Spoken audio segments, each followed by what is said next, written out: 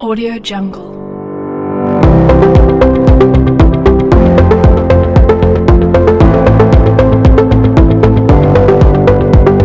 Audio Jungle. Assalamualaikum warahmatullahi wabarakatuh. Waalaikumsalam warahmatullahi wabarakatuh. Yang terhormat Bapak Kepala Sekolah SD Negeri Wonorejo 01, yang terhormat Bapak Ibu Guru serta staf karyawan SD Negeri Wonorejo 01.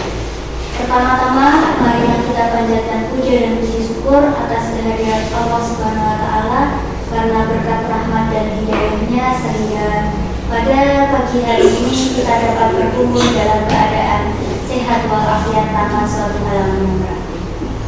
Kedua, sholawat serta salam tak lupa kita haturkan kepada junjungan kita Nabi besar Muhammad SAW yang senantiasa kita nantikan syafaatnya di yaumul akhir. Pada pagi hari ini kita berkumpul akan membahas mengenai topik diseminasi modul 4.1 disiplin positif yang nantinya akan dipaparkan oleh Bapak Satmoko Adi, Sarjana Pendidikan. Untuk rangkaian acara yang akan kita lewati adalah yang pertama pembukaan, dan yang kedua sambutan kepala sekolah, yang ketiga pemaparan materi, yang keempat sesi tanya jawab, dan yang kelima adalah penutup. Untuk membuka acara pada pagi hari ini, marilah kita baca basmalah bersama-sama. Bismillahirrahmanirrahim. Baik. Untuk acara yang kedua, yakni sambutan Kepala Sekolah SD Negeri Wonorejo 01. Kepada Bapak Kepala Sekolah, waktu dan tempat saya persilahkan. Assalamualaikum warahmatullahi wabarakatuh. Bismillahirrahmanirrahim. Rabbi sholli sadri wa yassirli amri wa hlul lisani yafqahu qawli. Yang berhormat para dewan guru SD Negeri Wonorejo 1. Pada kesempatan ini saya sebagai Kepala Sekolah SD Negeri Wonorejo 1, yaitu yang pertama mengucapkan puji syukur kepada Allah SWT yang telah kami semuanya pada hari ini bahwasanya kita diberi kesehatan, taufik serta hidayahnya. Semuanya ini adalah anugerah yang diberikan kepada kami semuanya. Dan sholawat serta salam tidak lupa kita panjatkan kepada junjungan Nabi besar Muhammad SAW yang nantinya kita tunggu syafaatnya pada hari ini nanti. Pada kesempatan hari ini bahwa Bapak Satmoko Adi, Sarjana Pendidikan, nantinya akan memaparkan yaitu mengenai tentang diseminasi budaya positif.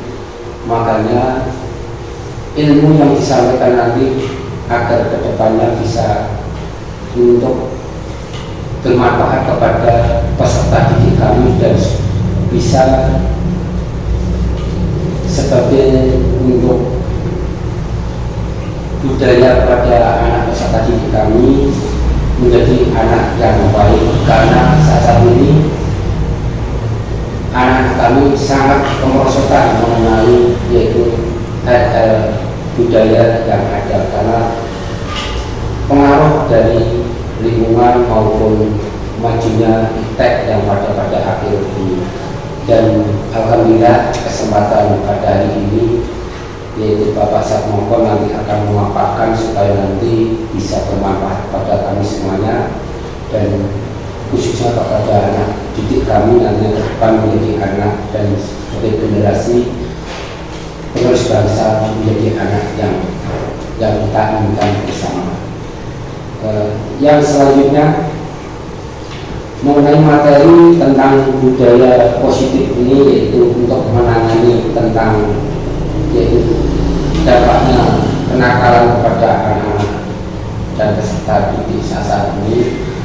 Saya mohon kepada narasumber Bapak Satmoko Sarjana Pendidikan, nantinya mohon untuk disampaikan secara menyeluruh, secara gamblang agar nanti yang hadir ini bisa mengambil hikmah dan ilmunya nanti bisa disampaikan kepada anak-anak kami, yaitu khususnya di SD Negeri Wonorejo 1, agar ke depan anak-anak di Wonorejo 1 menjadi yaitu anak yang maju dan yang berbudaya yang baik sesuai dengan aturan dan tata tertib yang kami buat bersama.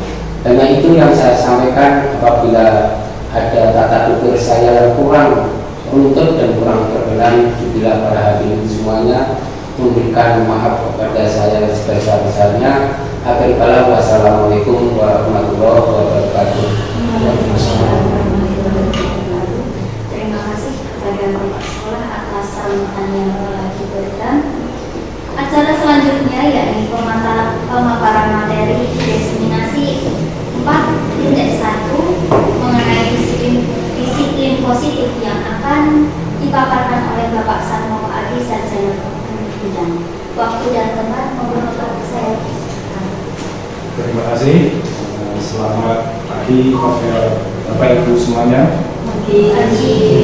Assalamualaikum warahmatullahi wabarakatuh. Waalaikumsalam warahmatullahi wabarakatuh. Kepada yang terhormat Bapak Kepala Sekolah dan juga kepada Bapak rekan-rekan Bapak Ibu Guru SD Wonorejo 1.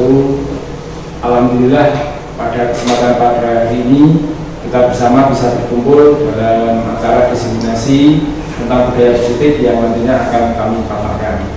Tak lupa salawat serta salam selalu kita sanjungan kepada Nabi Muhammad SAW yang kita tunggu syafaatnya di dunia dan di akhirat. Amin Allahumma. Langsung saja, pada kesempatan hari ini kami akan mendiseminasikan tentang modul 1.4 tentang budaya positif yang bisa Bapak Ibu lihat ya. Perkenalan sebelumnya, saya Sarmo Adi Sarjana Pendidikan, calon guru penggerak angkatan 10 dari SDN Wonorejo 1. Kemudian profil, ini bisa Bapak Ibu lihat ya, alamat di Wonorejo RT 01 dari 2, unit kerja di SDN Wonorejo 1. Langsung kepada materi tentang disiplin positif. Disiplin positif ini selalu kita terapkan atau kita harapkan bisa terwujud di sekolah kita ya, terutama di SDN Wonorejo 1 ya. Untuk disiplin positif di sini penjelasannya ya, apakah yang dimaksud budaya positif di sekolah itu ya. Budaya positif di sekolah adalah nilai-nilai dan kebiasaan-kebiasaan di sekolah yang berpihak pada peserta didik agar mereka dapat berkembang menjadi pribadi yang kritis, penuh hormat dan bertanggung jawab. Jadi yang kita harapkan budaya positif ini bisa terwujud di sekolah kita. Namun memang perlu proses ya Bapak Ibu, perlu proses yang harus kita lalui, yang harus kita jalani untuk seperti yang disampaikan Bapak Kepala Sekolah tadi, bagaimana kita bisa merubah kebudayaan atau budaya positif dari anak-anak kita yang kemarin istilahnya masih kurang, bagaimana ke depan bisa kita tingkatkan seiring dengan kemajuan zaman yang ada. Budaya positif di sekolah tidak dapat diciptakan secara instan. Dalam penerapan budaya positif di sekolah ini diperlukan tuntunan dan teladan dari seorang guru. Guru harus menjadi contoh sebagai contoh yang baik sehingga murid dengan kesadaran diri akan mengikuti apa yang dilakukan guru tersebut. Menerapkan budaya positif adalah suatu hal yang harus dilakukan oleh seorang guru. Dengan menerapkan budaya positif, maka akan menghasilkan suatu ekosistem sekolah yang penuh dengan suasana positif pula. Hal positif itu akan mudah menular jika dilakukan secara konsisten dan tentunya dilakukan secara kolaborasi. Karena beragamannya karakter siswa dan guru, kita harus lebih peka ya. Untuk konsep-konsep ini dalam budaya positif diantaranya disiplin positif, motivasi perilaku manusia, dalam hal ini hukuman dan penghargaan, dan juga posisi kontrol restitusi dan keyakinan sekolah serta dalam segitiga restitusi. Ya. Ini konsep-konsep ini tadi merupakan langkah-langkah yang akan kita tempuh untuk menciptakan budaya positif yang nantinya kita terapkan di sekolah kita. Kemudian perubahan paradigmanya ya. Untuk membangun budaya positif, sekolah perlu menyediakan lingkungan yang positif pula, aman, nyaman agar murid-murid mampu berpikir, bertindak, dan mencipta dengan merdeka, mandiri, dan bertanggung jawab. Ya. Kalau didukung dengan lingkungan yang aman, nyaman, otomatis cara budaya positif ke anak-anak pastilah insya Allah bisa terwujud. Ya. Selanjutnya disiplin dikaitkan dengan kontrol, dalam hal ini kontrol guru dalam menghadapi murid. Kita contohkan ada murid yang sedang bertengkar atau mungkin yang baru tren tentang pembulian ya, nanti bagaimana kita mensikapi hal-hal tersebut. Kemudian ini ada satu kasus, Anda dan teman Anda akan melakukan kegiatan, cobalah buka. Anda adalah A, tugas Anda adalah mengepalkan salah satu tangan Anda. Ini bisa dipraktekkan seperti itu ya. Mengepalkan tangan Anda. Coba Anda bayangkan bahwa Anda menyimpan sesuatu yang sangat berharga di dalam kepalan tangan Anda. Monggo bisa dipraktekkan ya, kepalan tangan Anda ya. Anda perlu menjaga benda tersebut sekuat tangan Anda karena begitu pentingnya untuk kehidupan Anda.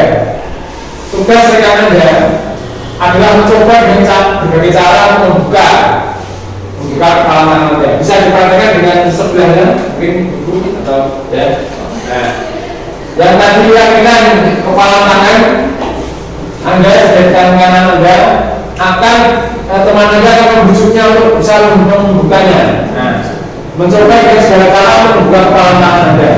Teman Anda boleh membujuk, menghardik, mengintimidasi, memarahi, menghina, memberitik, yang lain halnya, yang lain sebagainya, supaya kepala tangan Anda tadi bisa terbuka dengan berbagai cara. Ya, di sini sesuai itu, ya, apakah Anda bisa membuka kepala tangan Anda? Kemudian mengapa Anda ada alasan Anda apa membuka kepala tangan Anda? Yang kedua, apakah Anda atau teman kita itu menutup kepala tangan Anda? Mengapa? Apa alasannya? Nah, ini bisa kita kaitkan. Kita sendiri yang mengontrol atas kepala tangan kita. Ya. Apakah kita membuka atau menutup kepala tangan kita itu tergantung pada diri kita. Sesuai dengan kebutuhan dasar kita saat itu. Menurut Piaget Juwanto bahwa tujuan pendidikan yaitu menuntun segala kodrat yang ada pada anak-anak agar mereka dapat mencapai keselamatan dan kebahagiaan yang setinggi-tingginya baik sebagai manusia maupun sebagai anggota masyarakat. Oleh sebab itu, pendidik itu hanya dapat menuntun tumbuh atau hidupnya kekuatan kodrat yang ada pada anak-anak agar dapat memperbaiki lakunya, bukan dasarnya. Hidup dan tumbuhnya kekuatan kodrat anak. Di sini yang kita kaitkan tadi tentang disiplin positif ya. Ada 3 tahapan. Yang pertama, cara penerapan disiplin mengajarkan anak bertanggung jawab dan menumbuhkan kesadaran diri berdasarkan nilai-nilai kebajikan. Nah, ini yang cara pertama ini kita bagaimana cara menerapkan tanggung jawab dan menumbuhkan kesadaran diri dulu pada anak-anak kita, pada murid kita ya. Kita bisa melakukan keyakinan sebelum pembelajaran dimulai, kita bisa melakukan hal tersebut. Kemudian yang kedua, lebih ke arah disiplin diri yang dapat mengontrol diri dalam melakukan segala tindakan. Ini artinya disiplin diri untuk mengontrol diri, yaitu kesadaran dari kita untuk mengontrol diri. Ya. Mengontrol diri dalam arti ini kita konteksnya pada murid ya. Itu kita harus bisa mengontrol sebelum atau dalam melakukan segala tindakan. Kemudian yang ketiga, dapat membuat murid memahami dan menyadari berdasarkan motivasi intrinsik, berarti dari dalam diri ya, bukan akibat paksaan, ujian atau hukuman. Misalkan menerapkan pada disiplin pada anak itu bukan berarti harus dengan paksaan atau karena dipuji atau dengan hukuman. Biarkan itu mengalir dari motivasi dari kesadaran diri yang kita dorong. dengan asas tanpa adanya paksaan. Ya. Kemudian motivasi perilaku manusia sendiri di sini ada 3 juga. Yang pertama motivasi internal dari dalam diri untuk menghindari ketidaknyamanan atau hukuman. Berarti bagaimana diri kita supaya dalam tidak sampai terkena atau melanggar hukum, istilahnya begitu. Kemudian nomor 2 yaitu motivasi internal untuk mendapatkan imbalan. Nah ini kita berbuat baik hanya karena imbalan atau penghargaan dari orang lain. Di sini sebenarnya masih kurang ini menurut kami ya, karena perubahannya hanya dorongan dari imbalan atau penghargaan. Kemudian yang ketiga motivasi eksternal, motivasi dari luar, yaitu untuk menjadi orang yang mereka inginkan dan menghargai diri sendiri dengan nilai-nilai yang mereka percaya. Nah, itu motivasi perilaku diri manusia. Kemudian kita sebagai guru punya posisi kontrol dari seorang guru. Yang pertama penghukum. Penghukum di sini bukan berarti kita harus menghakimi pada peserta didik kita. Dan contoh, ada anak yang terlambat sekolah, kita tidak harus langsung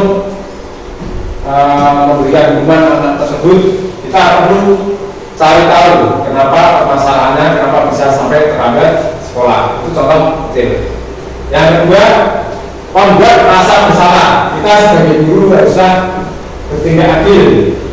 Jangan sampai permasalahan misal dalam kelas ada keributan, salah satu yang dipersalahkan atau dikambing-hitamkan, itu kita sebaiknya kita hindari. Kemudian teman, nah ini peserta didik ini tanggap teman, semuanya tanggap teman, supaya perasaan mereka pada kita itu tidak ada jarak yang terlalu jauh, meskipun kita sebagai guru harus pandai-pandai membuat perasaan anak itu menjadi nyaman. Kemudian pemantau, nah ini pemantau sangat penting sekali.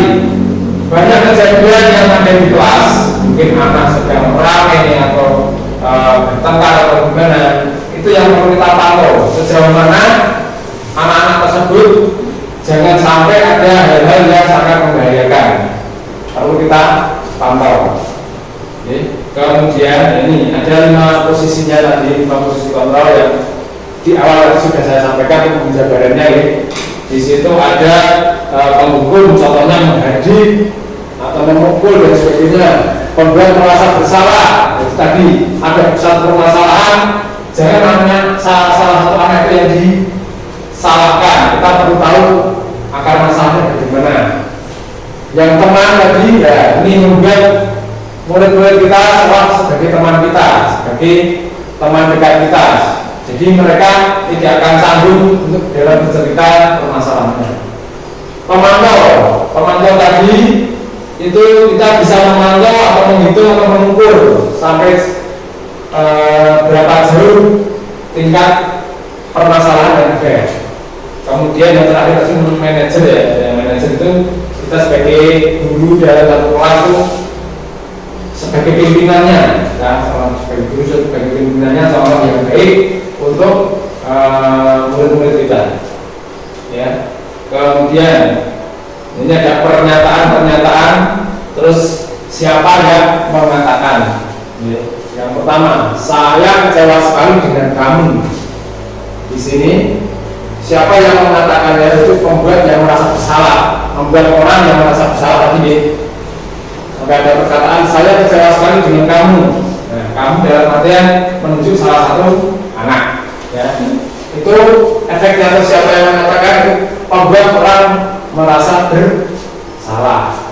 Kemudian kamu tidak pernah benar melakukannya. Nah, kita jangan sampai bilang seperti itu hanya karena satu permasalahan. Ya. Dan ini di sini diklasifikasikan sebagai kita kaum hukum. Kemudian ayolah lakukan ini juga Pak Ibu. Nah, ini tadi ya, bertindak kita sebagai teman. Jadi mereka kita rangkul, misalnya bagaimana supaya mereka bisa bercerita dengan kita. Kemudian, apakah kamu mau mendapatkan stiker bintang hari ini? Nah, jadi apa yang mereka lakukan, kita sebagai pemantau pemantau diberikan motivasi apakah kamu mau mendapatkan stiker bintang hari ini jika kamu tidak ramai, jika kamu tidak mengganggu teman. Istilahnya ribet ya Bapak Ibu. Kemudian terakhir, bagaimana kamu bisa menyelesaikan masalah ini? Itu kita sebagai manajer. Ya, Bapak Ibu. Kita lanjutkan lagi. Posisi kontrol tadi, seorang guru di sini kita sebagai manajer. Ya. Manajer di sini artinya guru berbuat sesuatu bersama murid, mempersilahkan murid mempertanggungjawabkan perilakunya dan mendukung murid agar dapat menemukan solusi atas permasalahannya sendiri. Mengambil arti, jadi mempersilahkan murid untuk mempertanggungjawabkan atas apa yang telah dia dilakukannya. Mereka bisa memberikan penjelasan tentang hal-hal yang mereka lakukan. Kemudian yang kedua, posisi manajer mengacu pada restitusi yang dapat menjadikan murid sebagai manajer bagi peserta didik yang lain. Nah, ini bagi dirinya sendiri sehingga tercipta identitas positif berhasil pada diri murid. Nah, ini satu contoh tadi ada anak yang pada saat pulangan harian dia terpantau mencontek pekerjaan temannya. Nah, ini kita di sini selaku pemantau pekerjaan dia. Apakah anak ini langsung akan kita hukum atau tidak? Ya, ini yang perlu kita sadari atau kita lakukan. Di sini kebetulan di murid saya sendiri itu kami pantau sendiri. Jadi waktu itu ada ulangan harian, saya pantau anak ini. Kok setiap kali mengerjakan dia selalu melihat dengan temannya. Nah, kemudian dari hal tersebut saya menyimpulkan membuat keyakinan kelas. Nah, keyakinan kelas di sini ada penjelasannya yaitu nilai-nilai kebajikan atau prinsip-prinsip universal yang disepakati bersama secara universal, lepas dari latar belakang suku, negara, bahasa maupun agama. Menurut dosen tahun 98, yaitu suatu keyakinan akan lebih memotivasi seorang diri dalam atau intrinsik seseorang akan lebih bersemangat untuk menjalankan keyakinannya daripada hanya sekedar mengikuti serangkaian peraturan. Pembentukan keyakinan kelas ada beberapa yang bisa dilihat. Keyakinan kelas bersifat abstrak dari peraturan yang lebih rinci dan konkret. Kemudian keyakinan kelas berupa pernyataan-pernyataan yang universal sampai di tingkat bersedia meninjau kembali keyakinan kelas dari waktu ke waktu. Bisa dilihat ya, Ibu. Untuk peraturan tadi, peraturan tadi ada kami klasifikasikan. Yang pertama, peraturan selalu kembalikan buku di tempatnya. Ini yang saya terapkan di kelas saya. Keyakinan kelasnya yaitu klasifikasinya tentang tanggung jawab. Mungkin di kelas yang lain juga sudah diterapkan ya. Dilarang mengganggu orang lain. Nah, kita harus menghormati orang lain dan diri sendiri. Kemudian hadir di sekolah 15 menit sebelum pembelajaran dimulai. Ini tentang komitmen, tanggung jawab juga. Terus dilarang melakukan kekerasan. Ini tentang keselamatan baik diri sendiri dan orang lain. Dilarang menggunakan narkoba. Ini yang sangat fatal sekali ya, berkaitan tentang kesehatan diri. Kemudian bergantian atau menunggu giliran. Nah, ini kesabaran yang harus kita tingkatkan. Terus gunakan masker, tentang kesehatan juga. Yang terakhir, jangan berlari di kelas atau koridor ataupun dalam kelas secara masuknya, yaitu dalam keselamatan atau keamanan. Ya, peran guru dalam keyakinan sekolah bisa dilihat. Guru berperan dalam mewujudkan pembinaan keyakinan sekolah atau kelas dengan adanya kesepakatan kelas antara guru dan murid. Mungkin di kelas Bapak Ibu sudah dilakukan ya kesepakatan kelas antara satu, di saat pelajaran tidak boleh ramai. Kemudian menghargai pendapat dari teman, jangan memotong pembicaraan dari bapak, ibu, guru dan lain-lain. Kemudian Keyakinan sekolah kelas berupa pernyataan universal yang mudah diingat, dipahami dan harus diterapkan dalam lingkungan sekolah. Ini sifatnya universal, jadi tidak hanya di kelas. Contoh, selesai makan harus dibuang di tempat sampah. Kemudian kalau di tempat kamar mandi selesai menggunakan harus disiram kembali. Dan contohnya seperti itu. Untuk segitiga institusi, peran guru sebagai manajer dan segitiga institusi dalam penyelesaian masalah ada 3 tahapan, yaitu menstabilkan identitas, validasi tindakan yang salah, dan menanyakan keyakinan. Tujuannya yaitu menghasilkan murid mandiri bertanggung jawab dan disiplin. Untuk gambar segitiga institusinya ini sudah bisa dilihat ya. Untuk segitiga tadi menstabilkan kebutuhan, keyakinan, dan menstabilkan identitas. Nilai-nilainya juga ada. Nilai apa yang telah kamu sepakati, kamu ingin menjadi orang seperti apa, dan sebagainya. Nah ini tadi dari anak yang mengetahui tadi itu murid saya tidak langsung saya berikan sanksi di tempat, hanya saja dia saya panggil dalam ruangan ya. Saya tanya kenapa kamu sampai menontek pekerjaan teman, padahal sudah diingatkan kalau di saat pulangan tidak boleh menontek atau melihat pekerjaan teman. Jawabannya karena dia sebelumnya tidak belajar. Nah, ini kita memberikan pertanyaan bukan berarti kita menghukum ya. Jadi tadi kita terapkan di kelas saya. Terus kemudian budaya positif sendiri sangat berkaitan tadi dengan filosofi Ki Hajar Dewantara. Ya, bisa dipahami, bisa dibaca. Untuk pemahaman tentang budaya positif akan mendukung peran guru dan nilai guru dalam proses pembelajaran yang dilakukan oleh guru tersebut, serta menerapkan konsep inti budaya positif dalam mengaktualisasikan nilai dan peran. Nah, budaya positif dalam wujud visinya seorang guru harus menerapkan budaya positif ya, ini berkaitan dengan kemajuan budaya positif di sekolahnya. Oke, untuk kiranya begitu paparan dari saya tentang disiplin positif yang diterapkan di sekolah. Untuk sesi berikutnya kami serahkan kepada moderator untuk bisa dilanjutkan. Terima kasih. Wassalamualaikum warahmatullahi wabarakatuh. Waalaikumsalam warahmatullahi wabarakatuh. Terima kasih atas pemaparan materi yang telah disampaikan oleh Bapak Satmoko Adi. Untuk selanjutnya yaitu sesi tanya jawab. Saya buka sesi tanya jawab. Monggo bagi Bapak Ibu guru yang ingin bertanya silakan langsung saja. Oke, monggo dari Ibu Supatmi. Terima kasih atas waktu yang diberikan. Di sini saya akan menanyakan kepada Pak Satmoko, keyakinan kelas apa yang sudah Anda terapkan di kelas Anda? Terima kasih. Ya. Baik, terima kasih. Kita lanjut untuk pertanyaan dulu ya. Nanti setelah itu baru dijawab oleh Pak Satmoko.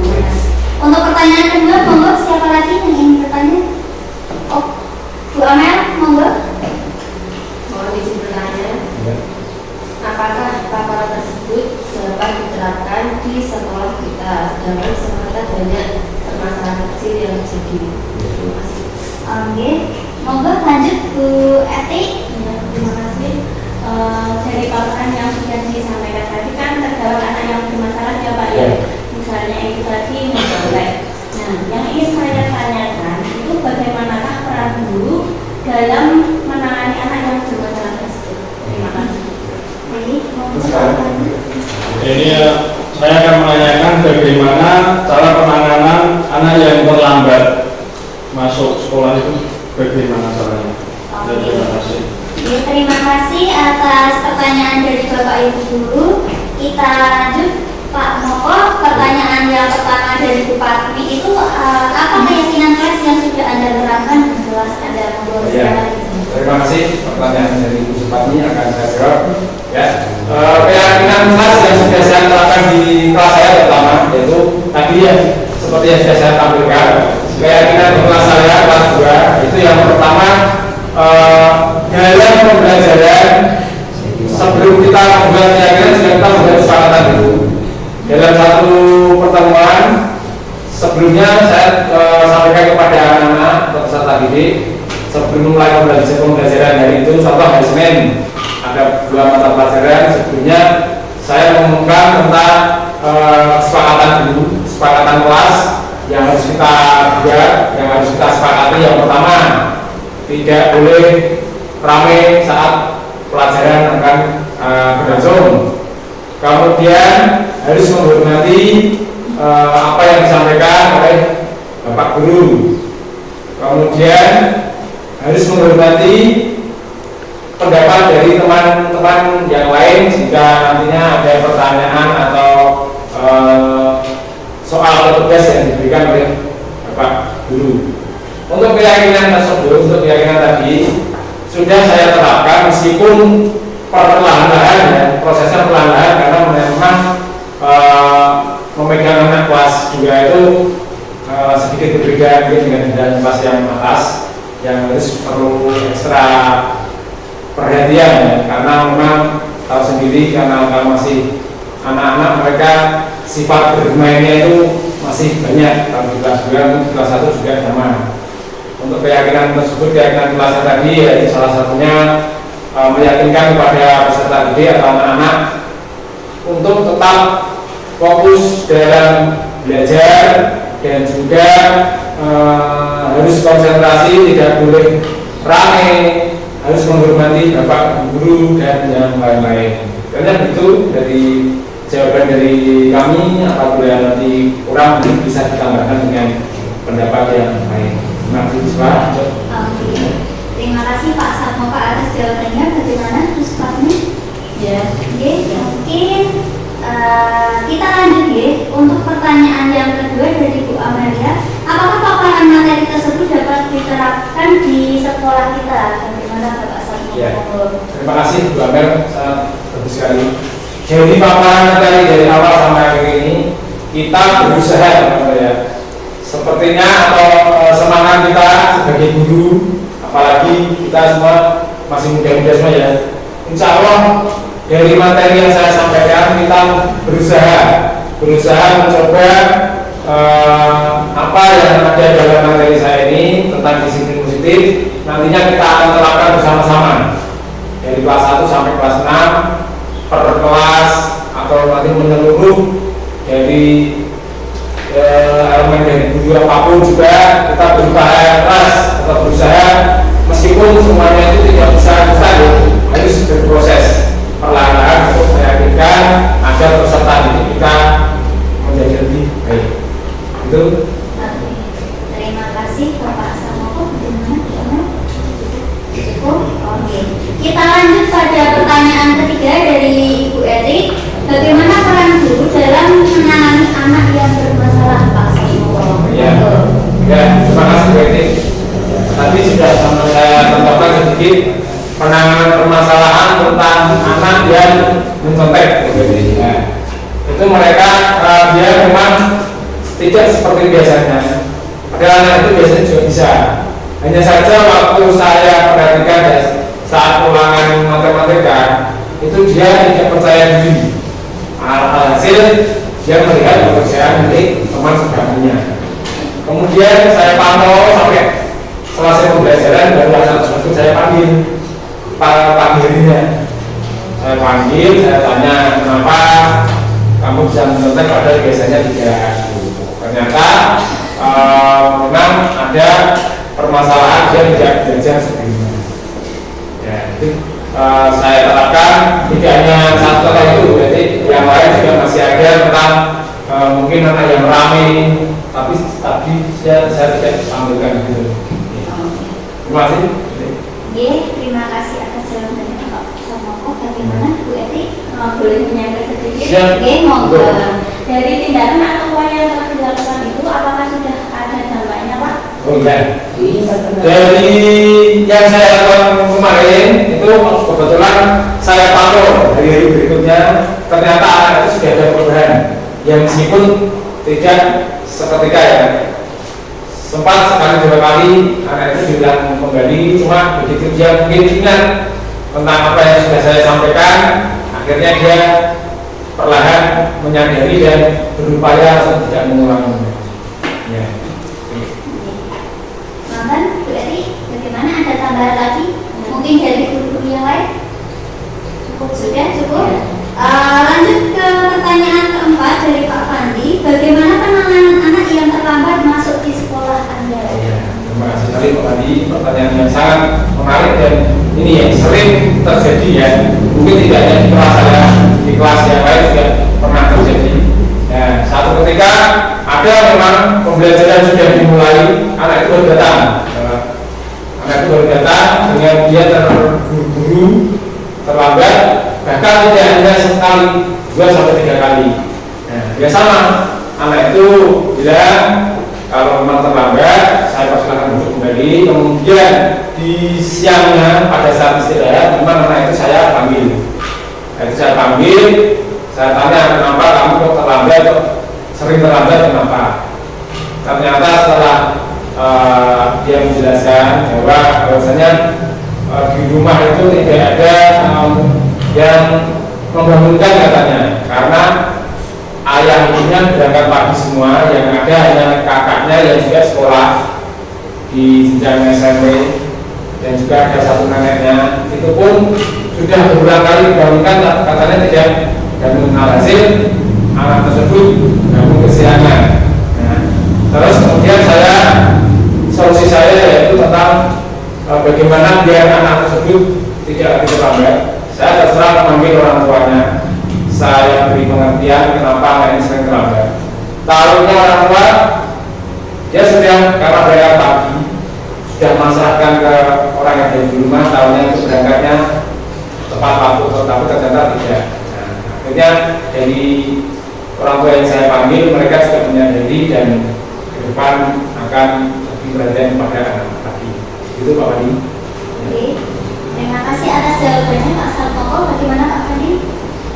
Mau menyangga sedikit ya, apakah kalau terlanjur itu boleh dikasih hukuman atau tidak Pak? Oh ya, hukuman di sini untuk supaya anak ini menjadi lebih, dia lagi lebih disiplin ya. Terkadang hukuman itu perlu kita terapkan, hanya saja hukuman yang mendidik. Contoh saja, dia diberikan satu pekerjaan atau mungkin tentang pembelajaran yang ada pada hari itu, misalnya pembelajaran bahasa Indonesia. Dia kena kasih hukuman dengan menuliskan satu kalimat, saya berjanji tidak akan terlambat lagi, dengan disalin beberapa tulisan, supaya hukuman tersebut untuk memberikan rasa jerah kepada anak tersebut. Kita tidak harus memberikan hukuman secara fisik, ya, supaya anak tersebut juga sadar. Begitu. Bagaimana Pak Fandi? Sudah sampun? Baik, terima kasih Pak Satmoko atas jawaban-jawaban yang telah diberikan. Jadi dapat kita simpulkan bahwa dalam posisi kontrol seorang guru ini terdapat 5 posisi kontrol ini dan sudah dijalankan dengan baik di SD kita. Tadi ada mulai dari kontrol yang pertama yaitu penghukum, yang kedua membuat rasa bersalah, yang ketiga teman, yang keempat pemantau, dan yang kelima guru sebagai manajer. Semua dari kelima kontrol ini sudah mulai diterapkan di sekolah kita, namun kita juga berjalan